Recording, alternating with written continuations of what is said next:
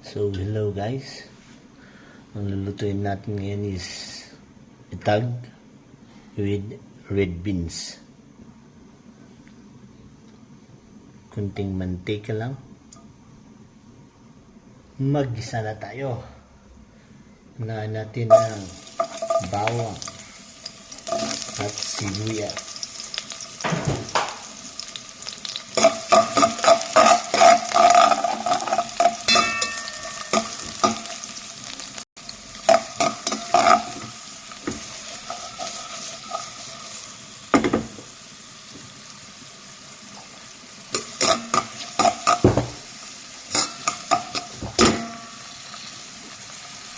Lagyan na natin ng itag.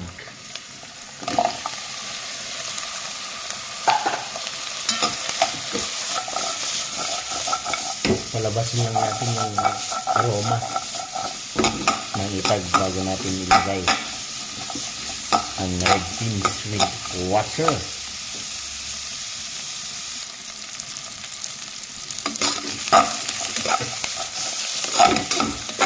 Yan. Lagyan na natin ng tubig. Pakuluan lang natin. Saka natin ilagay yung red beans na pinakuluan natin kanina. Yan. Pakuluan lang natin siya bago natin ilagay yung red beans. Takpan. Kumukulo na mga ka-idol. Yun. Amoy ng aroma ng itag. Shoutout sa iyo, Itag TV, sa ating itag na gamit niyan.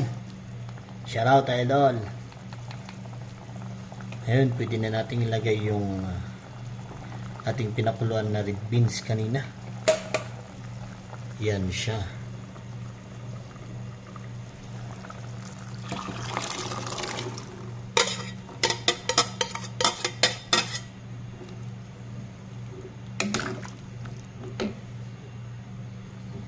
Dagdagan lang natin ng kunti pang tubig. Takpan po ulit natin hanggang sa kumulo.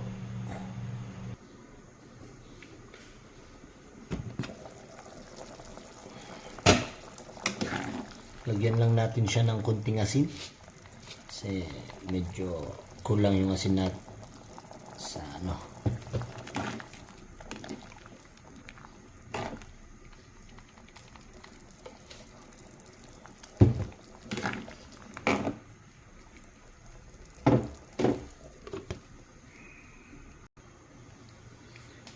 Pwede na siguro ito, no?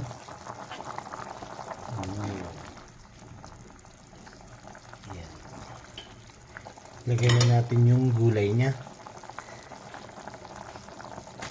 Ang ginamit ko palang gulay is wombok.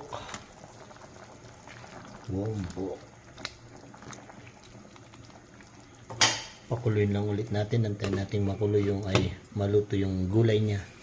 Pwede na natin kainin yan. Yan, so pa-like, follow at share ang ating page mga ka-idol.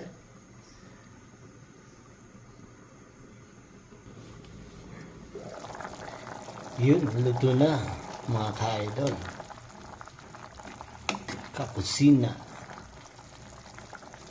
Yan. Pwede nang kainin, ihain na sir mga idol. So yun, pa-like, follow and share ulit tayo sa page natin. Salamat.